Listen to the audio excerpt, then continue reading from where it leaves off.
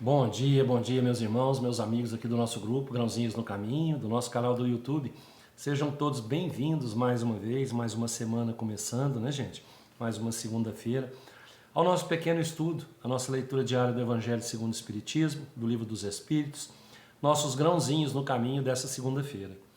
E os grãozinhos trazem para a gente hoje o capítulo 8 do Evangelho ainda. Bem-aventurados aqueles que têm puro coração. Escândalos, se vossa mão é o motivo de escândalo, cortai-a.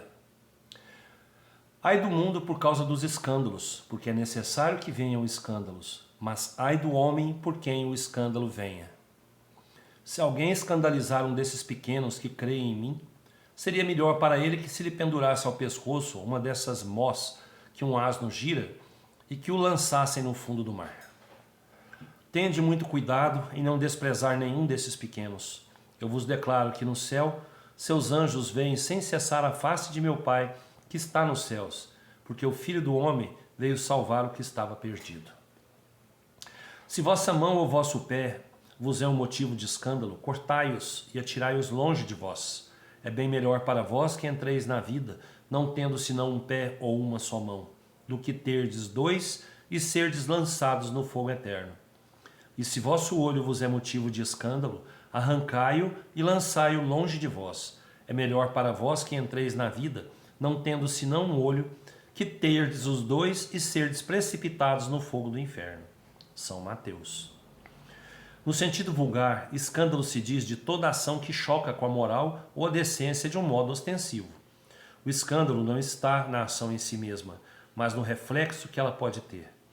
A palavra escândalo implica sempre a ideia de uma certa explosão de comentários. Muitas pessoas se contentam em evitar o escândalo, porque com isso sofreria seu orgulho e sua consideração diminuiria entre os homens, contanto que suas torpezas sejam ignoradas. Isso lhes basta, e sua consciência está tranquila. São elas, segundo as palavras de Jesus, sepulcros brancos por fora, mas cheios de podridão por dentro. Vasos limpos por fora, sujos por dentro. No sentido evangélico, a acepção da palavra escândalo, tão frequentemente empregada, é sempre mais geral e, por isso, não se lhe compreende a acepção em certos casos. Não é mais somente ofende a consciência de outrem, é tudo o que resulta dos vícios e das imperfeições dos homens. Toda reação má de indivíduo para indivíduo, com ou sem repercussão. O escândalo, nesse caso, é o resultado efetivo do mal moral. É preciso que haja escândalo no mundo, disse Jesus, porque os homens, sendo imperfeitos sobre a terra, são inclinados a fazerem o mal, e as más árvores dão maus frutos. É preciso, pois, entender por essas palavras que o mal é uma consequência da imperfeição dos homens e não que haja para eles obrigação para praticá-lo. É necessário que o escândalo venha, porque estando os homens em expiação sobre a terra, punem a si mesmos pelo contato com seus vícios, dos quais são as primeiras vítimas, acabando por compreender seus inconvenientes. Quando estiverem cansados de sofrer no mal, procurarão remédio no bem. A reação desses vícios serve, pois, ao mesmo tempo de castigo para uns e de provas para outros. É assim que Deus faz emergir o bem do mal e os próprios homens utilizam as coisas más ou mais vis. Gente, a leitura continua, né? O que são os escândalos, né, que atrapalham a nossa caminhada, que atrapalham a nossa mudança moral? Os escândalos são as coisas que nós carregamos ligadas à matéria. Ligadas à matéria. É o nosso orgulho, a nossa vaidade, o nosso egoísmo. E, baseado nesses itens aí, né, do orgulho, da vaidade, do egoísmo, nós fazemos muitas coisas erradas. Muitas coisas que vão prejudicar a outras pessoas, vão prejudicar uma sociedade inteira. Né? Isso aí vai gerar o quê? O escândalo. Né? Eu vou mexer, né, com uma sociedade inteira, vou mexer com uma pessoa, uma família, né, eu vou atrapalhar uma vida por minha própria culpa, pelos meus vícios, pelo meu orgulho, pela minha vaidade, pelo meu egoísmo, pela minha pretensão de ser melhor do que o outro. Eu sou o causador dos meus próprios sofrimentos. Eu não devo causar sofrimento a outros. Aí sim eu estarei gerando, né, uma expiação para outra vida, ou para essa mesmo ainda, né? Então vamos ter cuidado, né, com as nossas atitudes, vamos ter cuidado com as nossas palavras, para que a gente não gere sofrimento para ninguém, para que a gente não leve o escândalo à sociedade, né? Que nós cuidemos de nossos vícios, cuidemos de nossos erros, para que a gente possa passar a vida sem gerar novas expiações para o futuro, né? Vamos procurar evitar, né, os escândalos da nossa vida, tá certo? Trabalhar, quem caminha no caminho do amor, da caridade, gente, não tem como gerar escândalo, gerar problema para ninguém, né? Os frutos, as árvores boas são reconhecidas pelos frutos bons. Então que a gente seja, né? Que a gente seja o fornecedor de frutos bons para todos aqueles que passarem no nosso caminho. O Livro dos Espíritos traz para a gente hoje, no capítulo 1, livro 4, Penas e Gozos Terrestres. Nós estamos falando aqui sobre suicídio, né? Também.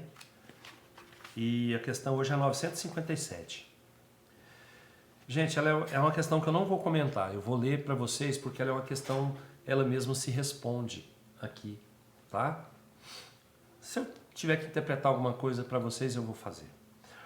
Quais são, em geral, as consequências do suicídio sobre o estado do espírito? As consequências do suicídio são muito diversas. Não apenas fixadas e, em todos os casos, são sempre relativas às causas que o provocaram. Mas uma consequência à qual o suicida não pode fugir é o desapontamento. De resto, a sorte não é a mesma para todos. Depende das circunstâncias. Alguns expiam a sua falta imediatamente, outros em uma nova existência, que será pior do que aquela cujo curso interromperam. Realmente, né, gente? Realmente, o suicida, ele não vai fugir do desapontamento que ele vai ter, porque ele está suicidando pensando que ele está se livrando de um problema. E na realidade ele vai ver que ele não está se livrando de nada, que ele arrumou foi mais um problema, né? Que aquele problema vai continuar, né? Mas ele arrumou um pior para frente, né? E talvez ele espie imediatamente no sofrimento lá no seu umbral, na sua consciência, que vai lhe cobrar aí por muitos e muitos anos, ou numa próxima existência, onde ele vai sofrer muito mais do que sofreu nessa, né? Porque aumentou um pouco mais, né, a sua expiação. A observação mostra com efeito que as consequências do suicídio não são sempre as mesmas, mas há as que são comuns a todos os casos de morte violenta e a consequência da interrupção brusca da vida.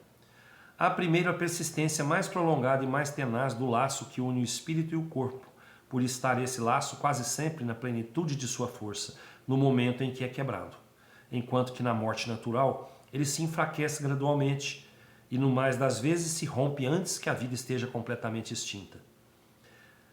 As consequências desse estado de coisas são a prolongação da perturbação espírita, depois a ilusão, que durante um tempo mais ou menos longo faz o espírito crer que ainda está entre o número de vivos.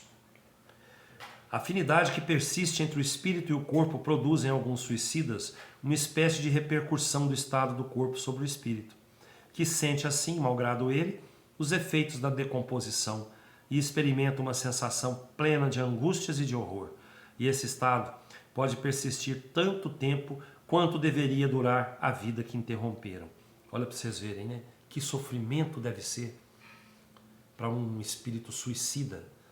Ele ficar ali assistindo o seu corpo se decompor, ligado a esse corpo ali, não desgruda desse corpo, assistindo aquele corpo se decompor.